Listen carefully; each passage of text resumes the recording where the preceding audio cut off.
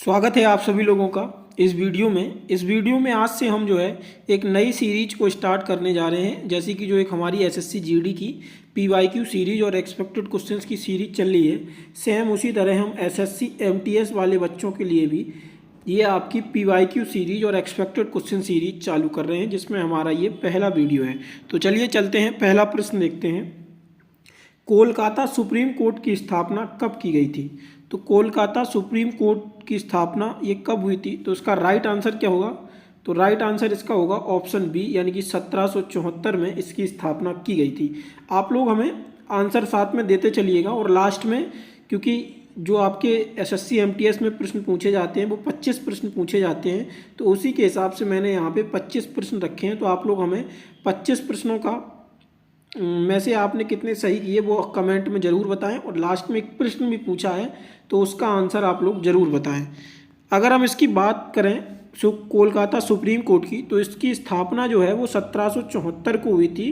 22 अक्टूबर 1774 को की गई थी। लेकिन ये जो स्थापित किया गया था कोलकाता सुप्रीम कोर्ट, ये 1773 के रेगुलेटिंग एक्ट से इसको स्थापित किया गया था। और इसके जो मुख्य न्यायाधीश बने थे वो कौन बने थे? ये आपके बने थे एलिजा इम्पे। कौन बने थे? एलिजा इम्पे जो थे ये मुख्य न्यायाधीश बने थे, और ये 3 न्यायाधीशों की थी, 1 मेन और 2 सहायक न्यायाधीश बने थे। टोटल 3 चीफ जस्टिस होते थे इसमें, 1 मुख्य और 2 सहायक। अगर हम वर्तमान सुप्रीम कोर्ट की बात करें तो इसकी स्थापना कब हुई? तो ये 28 जनवरी 1950 को ये सुप्रीम कोर्ट की स्थापना की गई। और वर्तमान में जो इसके चीफ जस्टिस हैं वो सूर्यकांत हैं। और सुप्रीम कोर्ट में जो वर्तमान सुप्रीम कोर्ट है जो कि दिल्ली में स्थित है, इसमें टोटल संख्या कितनी है मुख्य न्यायाधीशों की? तो ये भी पूछ लिया जाता है। तो टोटल जो इसमें चीफ जस्टिस को मिला के इसमें टोटल 34 नंबर ऑफ लॉयर्स यहाँ पे स्थित हैं वर्तमान सुप्रीम कोर्ट में। अगला प्रश्न देखते हैं। ईस्ट इंडिया कंपनी के व्यापार के एकाधिकार को खत्म कब किया गया? तो ईस्ट इंडिया कंपनी का जो व्यापार का एकाधिकार था इसको समाप्त कब कर दिया गया था? इसका राइट आंसर क्या होगा? तो इसका राइट आंसर होगा ऑप्शन ए, यानी कि 1813 को एक अधिनियम लाया जाता है जिसमें ईस्ट इंडिया कंपनी के व्यापार के एकाधिकार को समाप्त कर दिया जाता है। लेकिन इसमें से 2 चीज़ें बनी रहती हैं। वो कौन सी रहती हैं? तो चाय और चीन के साथ व्यापार ये बना रहता है, बाकी सभी खत्म कर दिए जाते हैं 1813 के चार्टर अधिनियम से। चाय और चीन के साथ व्यापार बना रहता है। लेकिन फिर ये 1833 में एक और अधिनियम आता है। 1833 में एक अधिनियम आता है जिसमें चाय और चीन के व्यापार को भी खत्म, यानी कि सभी व्यापार खत्म कर दिए जाते हैं। और अब कंपनी सिर्फ मुख्य कार्य जो होगा कंपनी का वो प्रशासन कंपनी देखेगी सिर्फ। अगला प्रश्न देखते हैं। अगला प्रश्न देखें उससे पहले बता दें कि हमारी करंट अफेयर की ई बुक है, इसे आप परचेस कर सकते हैं। इसका प्राइस जो है वो मात्र 39 रुपये दिया गया है। इसमें 1 दिसंबर 2024 से लेकर दिसंबर 2025 तक, यानी कि अब इससे लेटेस्ट अपडेट करा दिया गया है, जिसमें जनवरी 2025 से लेके दिसंबर 2025 तक का पूरा करंट अफेयर आपको मिल जाएगा। मंथ वाइज करंट अफेयर दिया गया है, इंपॉर्टेंट टॉपिक्स भी कवर किए गए हैं, plus 250 plus important MCQ questions यहाँ पे कवर किए गए हैं, जो आपके करंट अफेयर की तैयारी को बहुत बेहतरीन बनाता है। तो डिस्क्रिप्शन में आपको लिंक मिल जाएगा, वहाँ से आप इस करंट अफेयर की ई बुक को परचेज कर सकते हैं। करंट अफेयर की ई बुक के साथ आपको स्टैटिक जीके की ई बुक और साइंस की ई बुक भी डिस्क्रिप्शन में लिंक मिल जाएगा, क्योंकि स्टैटिक जीके और करंट अफेयर का ही मेन रोल आपके एमटीएस एग्जाम में रहता है। तो मेरी रिकमेंडेशन होगी आप लोगों के लिए कि स्टैटिक जीके और करंट अफेयर की दोनों बुक्स को आप परचेज करके उनको अच्छे से रीड करके एग्ज़ाम में अच्छा स्कोर करें। डिस्क्रिप्शन में लिंक दिया गया है, वहाँ से आप परचेज कर सकते हैं। चलिए आगे चलते हैं। आगे चलें तो अगला प्रश्न है कि लोकसभा के अध्यक्ष और उपाध्यक्ष के बारे में किस अनुच्छेद में वर्णित है? तो लोकसभा का जो अध्यक्ष होता है और जो उपाध्यक्ष होता है ये किस अनुच्छेद में बताया गया है इसके बारे में? तो इसका राइट आंसर क्या होगा? ऑप्शन डी इसका राइट आंसर होगा, यानी कि अनुच्छेद 93। और अनुच्छेद 79 क्या बताता है? तो अनुच्छेद 79 जो है ये आपका संसद के बारे में बताता है। संसद क्या? संसद के दोनों हाउस, यानी कि लोकसभा, राज्यसभा प्लस राष्ट्रपति, ये तीनों से मिलकर संसद बनती है, ये आपको याद रखना है। इसके बाद अनुच्छेद 83 क्या बताता है? तो अनुच्छेद 83 जो है ये संसद के कार्यकाल के बारे में बताता है। क्या? संसद के कार्यकाल के बारे में। और अनुच्छेद 87 में क्या बताया गया है? तो अनुच्छेद 87 में विशेष रूप से राष्ट्रपति का संबोधन है। और राष्ट्रपति इसमें संबोधन कब करता है? तो जो लोकसभा सत्र प्रारंभ होता है साल में एक बार उसमें, और जो नया लोकसभा, जैसे अभी जो 2024 के लोकसभा चुनाव हुए थे तब राष्ट्रपति ने संबोधित किया था। और हर वर्ष जब पहली लोकसभा मतलब स्टार्ट होती है तो उस वर्ष राष्ट्रपति जो है वो संबोधित करता है, क्योंकि प्रधानमंत्री राष्ट्रपति के रूप में ही कार्य करता है। वो सरकार का यानी कि अपने कार्य का विवरण देता है, तो उस समय हर वर्ष संबोधित करता है। और जब नई लोकसभा गठित होती है तो उस वर्ष संबोधित करता है। यही अनुच्छेद 87 में बताया गया है। तो इसमें और देखते हैं, क्योंकि 79 में आपका संसद के बारे में जिक्र है। संसद में लोकसभा, राज्यसभा और राष्ट्रपति, जैसा कि मैंने आपको बताया। इसमें अनुच्छेद 80 में क्या दिया गया है? तो अनुच्छेद 80 में राज्यसभा दी गई है, जिसको हम उच्च सदन के रूप में जानते हैं। और 81 में क्या दिया गया है? तो 81 में लोकसभा, जिसको हम निम्न सदन के रूप में जानते हैं। ये आपको याद रखना है। ऐसे ही हम पूरा लास्ट जितनी भी प्रैक्टिस सेट डिस्कस करेंगे एग्जाम तक, ऐसे ही डिटेल्ड डिस्कस करेंगे, जिससे आपकी तैयारी और बेहतरीन हो सके। और आप लोग अगर पहली बार जुड़ रहे हैं इस चैनल के साथ तो सब्सक्राइब जरूर कर लें, जिससे आने वाले वीडियोस आपको मिल सकें। और अपने दोस्तों के साथ भी शेयर करना ना भूलें। अगला प्रश्न देखते हैं, कौन सी नदी पश्चिम की ओर बहते हुए अरब सागर में गिरती है? तो नदी तंत्र एक इम्पोर्टेंट टॉपिक बनता है MTS में। तो यहाँ पे पूछा गया है कौन सी नदी जो है वो अरब सागर में गिरती है। तो इसका राइट आंसर क्या होगा? ऑप्शन ए इसका राइट आंसर होगा, यानी कि नर्मदा। चलिए, अरब सागर में गिरने वाली नदियों की अगर हम बात करें तो मुख्य नदियां आपकी जो 3 से 4 बनती हैं वो कौन सी हैं? एक तो आपकी नर्मदा नदी हो गई, दूसरी आपकी आती है ताप्ती, तीसरी माही नदी है, और सिंधु नदी भी है जो अरब सागर में गिरती है। इसके बाद साबरमती, ये आपकी नदी जो है नर्मदा, ताप्ती, माही, सिंधु, साबरमती, ये अरब सागर में गिरने वाली नदियां हैं। अगर हम इनके उद्गम के बारे में बात करें तो नर्मदा जो है ये अमरकंटक यानी कि MP में से अमरकंटक से निकलती है। ताप्ती भी मुल्ताई पहाड़ी से निकलती है जो कि MP में स्थित है। माही नदी क्या है? ये बिंद पर्वत श्रृंखला से निकलती है। और सिंधु नदी जो है मानसरोवर झील जो है उसके निकट से सिंधु नदी निकलती है। साबरमती नदी कहाँ से निकलती है? तो साबरमती नदी अरावली पहाड़ जो कि राजस्थान से निकलती है। और अभी अरावली का मुद्दा भी बहुत तेज़ी से गरमाया हुआ था, तो इम्पोर्टेंट बन जाता है। नर्मदा अमरकंटक से, ताप्ती मुल्ताई से, मुल्ताई पहाड़ जो है, और माही क्या है? बिंद पर्वत से निकलती है। सिंधु मानसरोवर झील के निकट से निकलती है। और साबरमती जो है वो अरावली पहाड़ी से निकलती है। और ये 1, 2, 3, 4 पाँचों नदी जो हैं वो अरब सागर में गिरने वाली नदी हैं। ऐसे ही हम सारा डिस्कस करेंगे। आप टेंशन फ्री होकर बस वीडियो देखिए और शॉर्ट नोट्स जो भी हैं वो लिखते चले जाइए। अगला प्रश्न देखते हैं, आर्थिक सर्वेक्षण किसके द्वारा प्रकाशित किया जाता है? तो जो आर्थिक सर्वेक्षण होता है ये किसके द्वारा प्रकाशित किया जाता है? तो इसका राइट आंसर क्या होगा? इसका राइट आंसर होगा ऑप्शन सी, वित्त आयोग। वित्त आयोग के द्वारा जो है वो आर्थिक सर्वेक्षण प्रकाशित किया जाता है। अगला प्रश्न देखते हैं, क्षुद्र ग्रह बेल्ट किन 2 ग्रह के बीच में स्थित है? तो जो क्षुद्र ग्रह बेल्ट है ये आपके किन 2 ग्रहों के बीच में स्थित है? तो इसका राइट आंसर क्या होगा? इसका राइट आंसर होगा मंगल और बृहस्पति, यानी कि ऑप्शन ए इसका राइट आंसर है। अगर हम इसमें बात करें मंगल के बारे में तो मंगल को हम रेड प्लैनेट के रूप में भी जानते हैं। रेड प्लैनेट क्यों कहते हैं? क्योंकि ये इसमें आयरन ऑक्साइड बहुत प्रचुर मतलब अधिक मात्रा में पाया जाता है, इसीलिए हम रेड प्लैनेट के रूप में इसे जानते हैं। और मंगल ग्रह के बारे में अगर हम आपको बताएं तो यहाँ पे सौरमंडल का सबसे ऊंचा जो पहाड़ है वो भी देखने को मिलता है, ओलंपस मोन्स। और मतलब जो सबसे ऊंचा ज्वालामुखी है, सॉरी मैं पहाड़ बता रहा हूँ, जो आपका ओलंपस मोन्स है, ओलंपस मोन्स, ये सौरमंडल का सबसे ऊंचा ज्वालामुखी यहाँ पे देखने को मिलता है।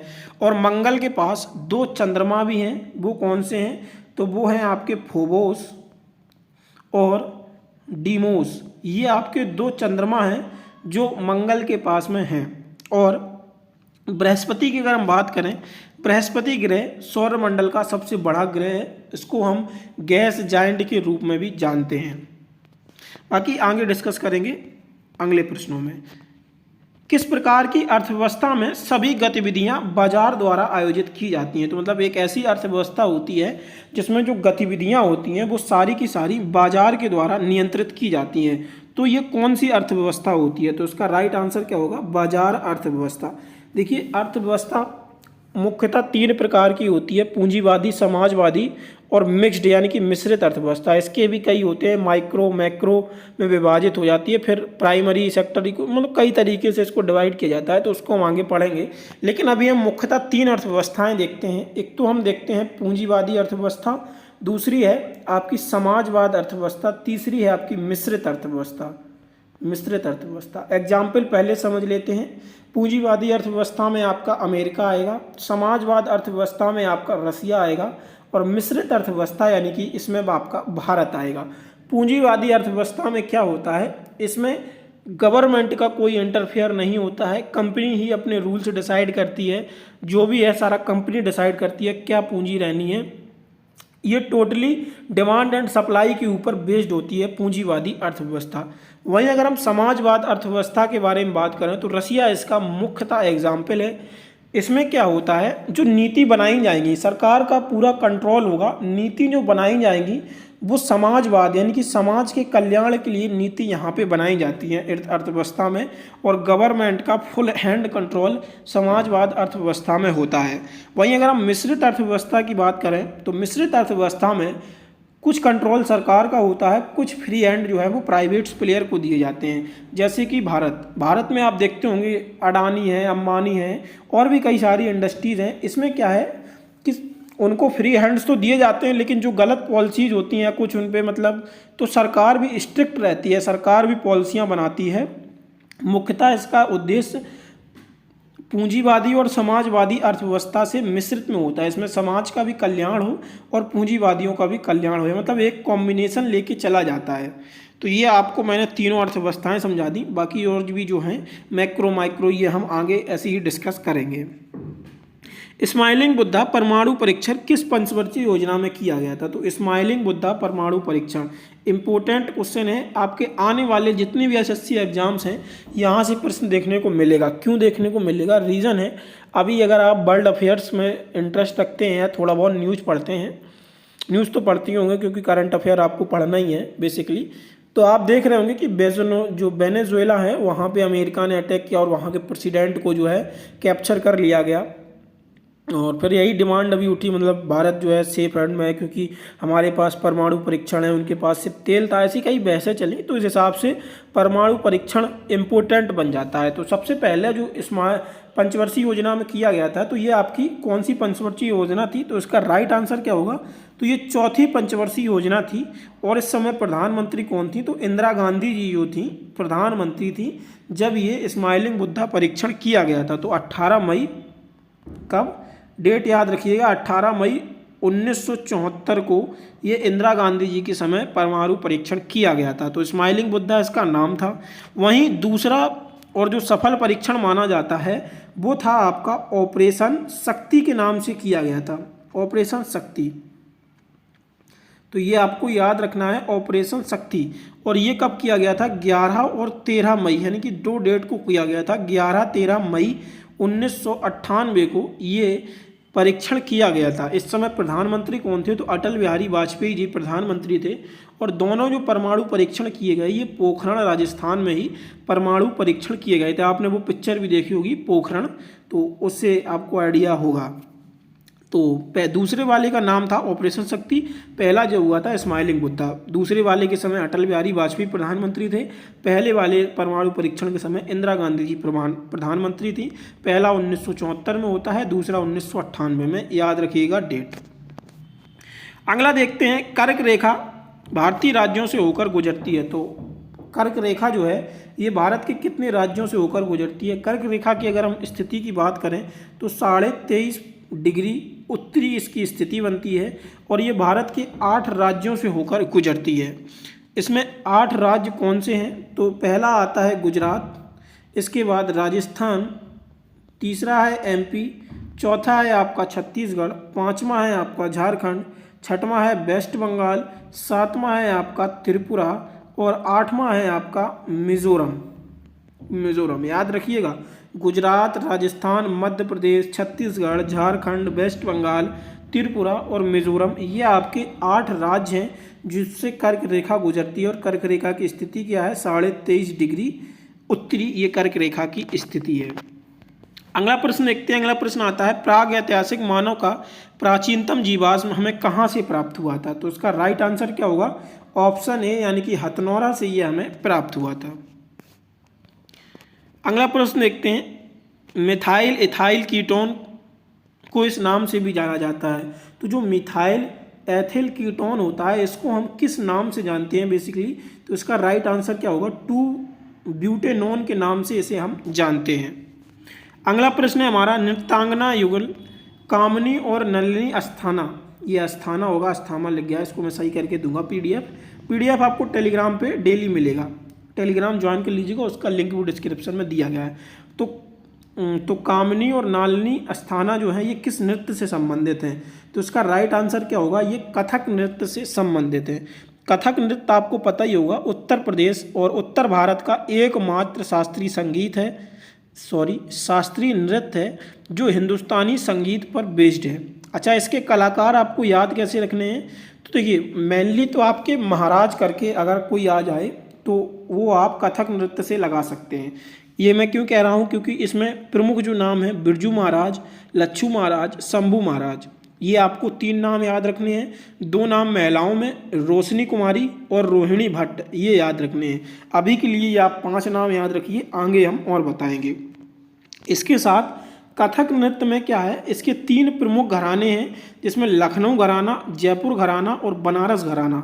लखनऊ, जयपुर और बनारस घराना, ये तीनों घराने जो हैं वो कथक नृत्य से संबंधित हैं।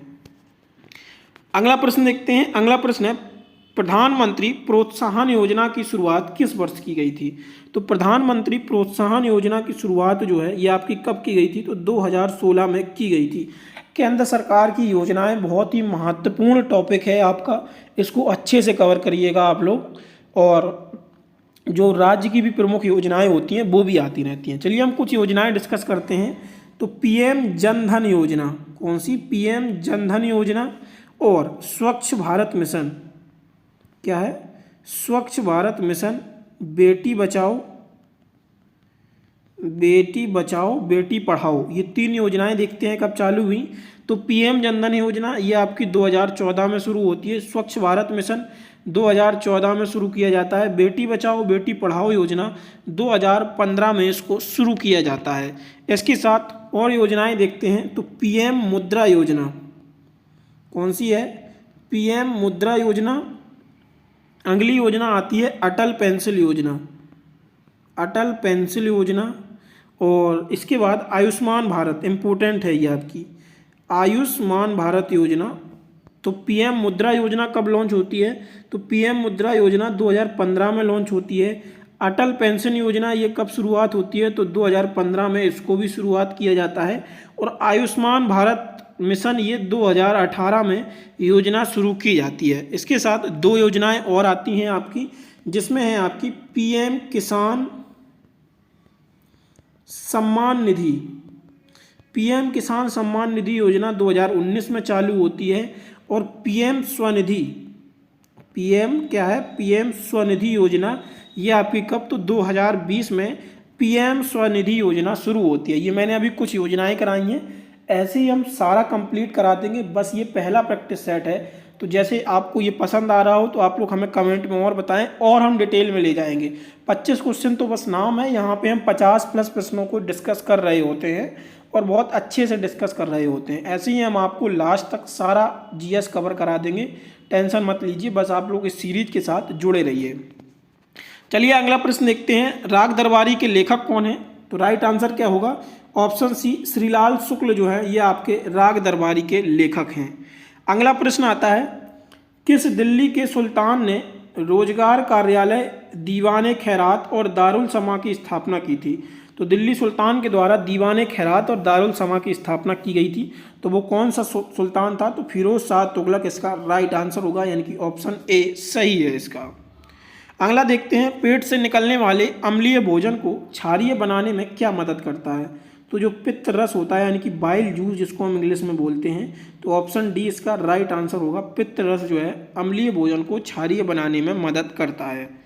निम्नलिखित में से किस रंग के प्रकाश की तरंगदैर्घ्य पीले रंग की तुलना में लंबी होती है? तो राइट आंसर क्या होगा? नारंगी। फिनोमेना पता ही होगा आपको, एक प्रिज्म होता है जिस पे वाइट लाइट डाली जाती है। मैं समझाता हूँ। प्रिज्म ये है, इस पे एक वाइट लाइट डाली जाती है जिसको हम वाइट लाइट कंसीडर करते हैं। ये 7 कलर यानी कि विबग्योर के फॉर्मेशन में विबग्योर आर ये होता है। ये लीस्ट डेविएट मोस्ट डेविएट होता है। वायलेट और रेड जो है लीस्ट डेविएट होता है। इसी फॉर्मेट में आया तो इसी में पूछा जाता है, ये आपको याद रखना है। अगला आता है वर्तमान में प्रसार भारती के अध्यक्ष कौन है? तो प्रसार भारती के अध्यक्ष कौन है? तो नवनीत कुमार सहगल जी जो हैं ये वर्तमान में प्रसार भारती के अध्यक्ष हैं। नीलम शरण गौड़ 2023 को किस विधा के लिए साहित्य अकादमी पुरस्कार दिया गया था? 2023 का है ये मत समझ लीजिए, पुराना प्रश्न डाल दिया, लेकिन ये इंपॉर्टेंट है क्योंकि साहित्य अकादमी पुरस्कार से जो व्यक्ति सम्मानित हुए हैं उनके नाम पूछे जाते हैं और हम ऐसे ही कवर कर लेंगे सारे, कोई दिक्कत नहीं है। तो ये उपन्यास यानी कि उपन्यास लेखक हैं और ये उपन्यास विधा से इनको साहित्य अकादमी पुरस्कार के लिए सम्मानित किया गया था। अगला प्रश्न आता है भाखड़ा नागल परियोजना किस नदी पर स्थित है? तो भाखड़ा नागल परियोजना जो है ये आपकी सतलज नदी पर स्थित है। भारत के कितने राष्ट्रीय पर्व मनाए जाते हैं? तो भारत में जो राष्ट्रीय पर्व हैं ये कितने मनाए जाते हैं? तो 3 राष्ट्रीय पर्व मनाए जाते हैं। 26 जनवरी, 15 अगस्त, एक और मनाया जाता है, उसको आप लोग हमें कमेंट में बताएं वो कौन सा राष्ट्रीय पर्व है। 2 तो मैंने बता दिए, तीसरा आप लोग कमेंट बॉक्स में बताएंगे। महारियों द्वारा किए जाने वाले नृत्य कौन सा है? तो महारियों द्वारा जो नृत्य किया जाता है ये कौन सा नृत्य है? तो ओडिसी नृत्य जो है इनके द्वारा प्रस्तुत किया जाता है। होपमैन कप का संबंध किस खेल से रिलेटेड है? तो स्पोर्ट्स ट्रॉफी और स्पोर्ट्स और उनके प्लेयर और इम्पोर्टेंट इवेंट्स इम्पोर्टेंट टॉपिक होता है MTS के लिए। तो ये किससे संबंधित है होपमैन? तो ये टेनिस से संबंधित होता है। अगला प्रश्न आता है खो खो में कितने खिलाड़ी होते हैं? तो खो खो में जो खिलाड़ियों की संख्या होती है ये कितनी होती है? तो राइट आंसर क्या होगा? 9। 25वां और आखिरी प्रश्न है ओणम त्यौहार कितने दिन मनाया जाता है? तो ओणम जो है ये आपका केरल में मनाया जाने वाला त्यौहार है और ये कितने दिन मनाया जाता है? तो 10 दिन मनाया जाता है। 10 दिन एक और त्यौहार मनाया जाता है जो नागालैंड का त्यौहार है, वो 1 दिसंबर से नागालैंड के स्थापना दिवस से मनाया जाता है और 10 दिन तक वो त्यौहार चलता है। वो कौन सा है बताएंगे आप लोग? तो वो है आपका हॉर्नबिल जो कि नागालैंड से संबंधित है। तो ओणम 10 दिन मनाया जाता है, केरल से संबंधित है। अगला है ये आपके लिए प्रश्न है कि आदिवासियों का महाकुंभ किस मेले को कहा जाता है और यह किस राज्य से संबंधित है? तो कमेंट में आंसर जरूर बताएं और हाँ आप लोगों ने 25 में से कितने प्रश्न सही किए ये भी हमें ज़रूर बताएं। बाकी चैनल पर पहली बार विजिट कर रहे हैं तो चैनल को सब्सक्राइब कर लें और अपने दोस्तों के साथ इस प्यारे से वीडियो को शेयर करना ना भूलें। ई-बुक के लिए मैंने बता ही दिया है, डिस्क्रिप्शन में लिंक है, जो भी आप परचेज करना चाहें। मेरा रिकमेंडेशन माने तो स्टैटिक जीके और करंट अफेयर ई-बुक आप ज़रूर परचेज कर लें क्योंकि आपके एग्ज़ाम में ये बहुत ही मदद करेंगे। बाकी ऐप दिया गया है फ्री ऑफ कॉस्ट, यहाँ पे सारे के सारे SSC MTS, SSC GD, SSC CGL, CHSL और भी जितने अन्य स्टेट्स एग्जाम है UP police, UP home guard, UP SI सबके लिए free of cost mock test यहाँ पे अवेलेबल है। तो आराम से free of cost mock test दीजिएगा आप लोग। धन्यवाद, मिलते हैं फिर नेक्स्ट वीडियो में।